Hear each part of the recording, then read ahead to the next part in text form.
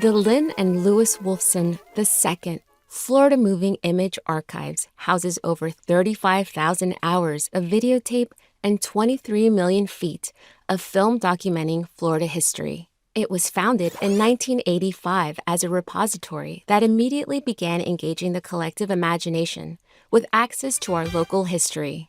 The archive began taking shape in the mid-'80s with a donation of 35 years of news, film, and videotape from WTVJ. Financial support came from the Wolfson family, original owners of WTVJ, which was the first TV station in our state and for years the only station in South Florida. The donation was the brainchild of Ralph Rennick. Good evening, everyone. Tuesday, October 6th, and here are tonight's Florida and local news briefs. The anchor and news director who steered WTVJ News from its very beginnings in 1949 to his retirement in 1985. But Rennick never dreamed that all of us would one day have access to that historical footage right from our own homes. I think we can prove that right now. Johnny, if you want to come in, and I'll try my best to hold this picture. These are rather precious photographs. These are radar pictures of Hurricane Donna. Now, the one you're looking at right now was taken about 7:30 in the morning, and was just about the time that the hurricane was at its very closest to Miami, about 70 miles. Isn't that right, Gordon? Yes, that's right. Go ahead and tell the people, sir, if you will, and perhaps you can look at the monitor off and on as you are watching me to make sure we're not covering up anything here, and explain just exactly how this should be interpreted, at least for a layman. Now, this black center, this donut hole, looks like the hole in the donut, is the eye of the hurricane. At times during the hurricane, we could see the Navy research, the Navy Hurricane Hunter plane in the center, going around and around and recording data for us. Vintage television news footage chronicles the history of our region from the 1950s to the new millennium. Well, you might have history hiding in your attic, and some local historians want to help you unlock it. The Goodyear blimp on Watson Island, then looking down on 1930s South Florida. President Harry Truman at the wheel drives himself to the dedication of Everglades National Park as young Congressman Dante Fascell looks on. The Fontainebleau Hotel as a construction project. And Overtown at Easter, before interstate highways came through and punctured the prosperity of the 50s.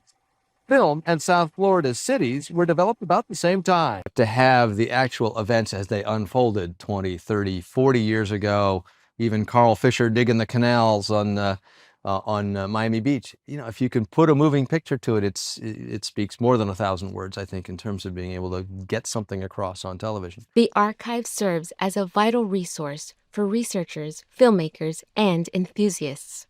Collections of unique and primary source media materials are a recorded history we may experience in the present. If you ever think of archives, you are likely to think of dusty scholars poring over musty books. What if archives could move, could tell stories, could make you laugh, perhaps make you cry? These are the people, the sounds, the images which constitute our history, which made us what we are. Archives are not quaint artifacts. They are our legacy. The loss of knowledge, the loss of the lessons of history are invitations to anarchy, to tyranny. The Wolfson Media Center archives, film and videotape, are pure history, pure knowledge. Northeast Airlines, number 995, lady at the terminal. Pull in, sir. Take 2. I love the yellow birds. You're a good boy, James. Oh. The more you look around sunny Miami, the more people you see who have discovered Northeast's Yellowbird jets. So if you want to come on down Yellowbird style, make Northeast your first choice to Florida. Call a travel agent or call Northeast. Catch a Yellowbird and come on down. Beginning in earnest in the early 1990s, The Lynn and Lewis Wolfson II Florida Moving Image Archives started collecting home movies of Florida in all film and videotape formats. Archivists determined that many original documents and home movies were lost during the 1980s mom-and-pop video transfer boom, when families transferred their valuable artifacts to VHS analog tape. Watch enough of Wolfson's holdings and you'll realize that everyday and ordinary can be understood as dynamically historical.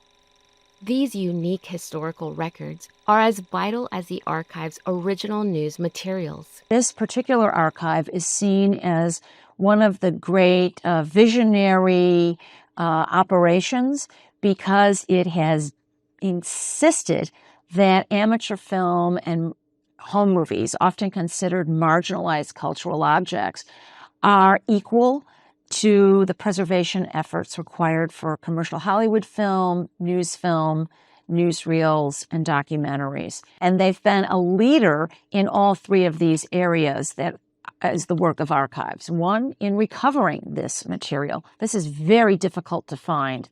Two, in preserving this material. Film deteriorates, and the archive here has garnered very high-profile grants for preservation. And third, by making this work part of our living cultural history. This is my famous Whopper Stopper here at Burger King. It lets no puny burgers through, but did you know one thing?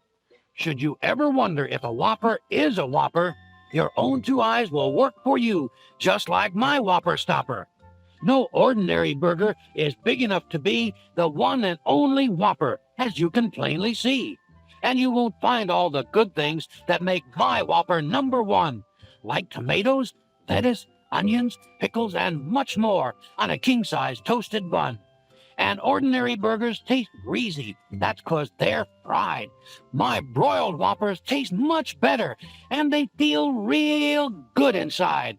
So boys and girls, don't settle for less than a Burger King Whopper.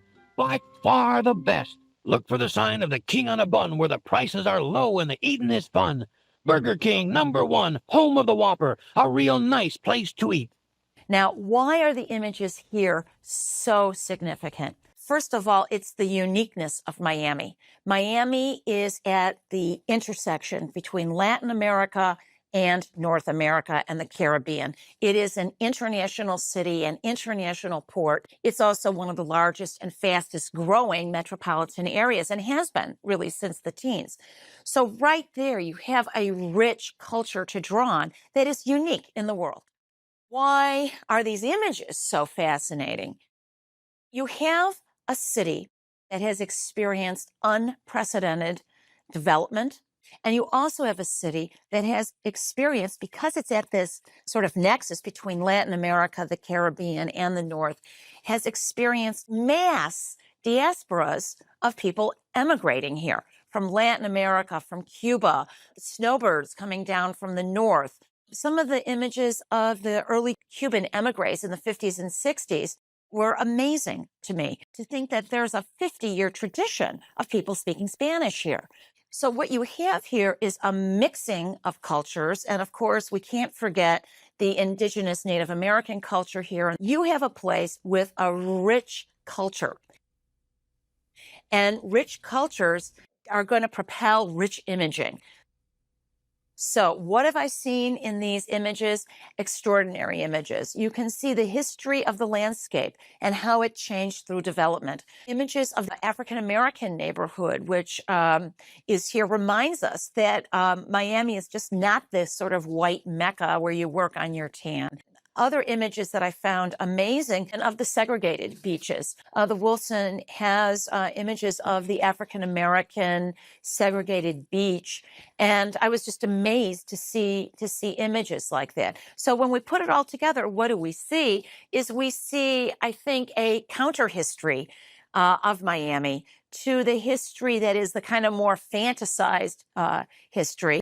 Your old home movies are in big demand. In fact, they're needed to help document South Florida's history, and it's all taking on special meaning during Black History Month. Ed Odell explains. In the 1950s, this was simply a home movie of a family frolicking on Virginia Key Beach. In those days, it was the only beach open to African Americans.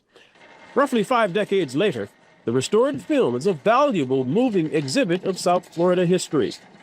I saw this article in the paper about the Wolfson, so I gave him a call. In addition to his family at play in front of the Richmond Heights home, Hayes had color film of then-President Dwight D. Eisenhower arriving at Miami International Airport.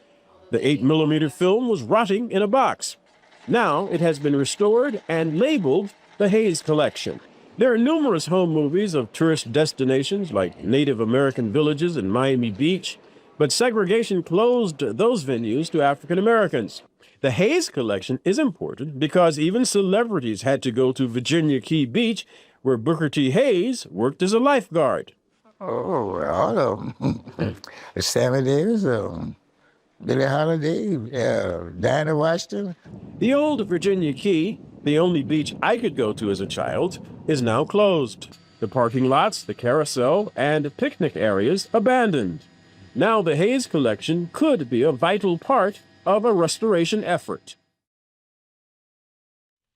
Since its founding, the Lynn and Lewis Wolfson II Florida Moving Image Archives has organized many public events, seminars, and screenings, showcasing various collections and highlighting their historical and cultural significance. Major activities have included an awards program and a film and video festival, which have evolved over the years. Like many archives with space limitations, the institution has had to rely on off-site storage facilities to house materials early in its existence. A few decades after the first items were sent off-site and several years after the Miami-Dade College facility opened, over 2,000 boxes on 57 pallets have returned to Wolfson Archives. These boxes contain an assortment of film and video materials, news scripts, documents, and a few artifacts. With thousands of hours of videotapes and many different obsolete formats, Miami-Dade College Wolfson Archives has digitized these videos over the last several years to make them accessible and usable. You can't reverse damage, but all you can do is really slow it down, and that's really where we're at with our collection. And for that reason, all of the archives film and tape is now being digitized, transferred from their deteriorating formats to giant, secure hard drives, all made possible by state-of-the-art electronic equipment. And essentially what it enables us to do is load something like 60 tapes into the system. And as you can hear now, there's an actual robotic arm that goes and grabs the tapes and pops them into the tape decks and does a transfer digitally of the material that's on the tape to these systems over here. These are actually just like souped up computers. Digitization of media collections is continuous, and donations of vintage videotapes are frequent. The archives repair, maintain, and replace playback and editing equipment. As the archives reaches its 40th year, the institution reaffirms its commitment to safeguarding Florida's moving image legacy for generations. Let's celebrate the Wolfson family, Miami-Dade College, donors, and archive workers past and present for preserving invaluable historical materials and helping keep Florida's past alive, relevant, and accessible.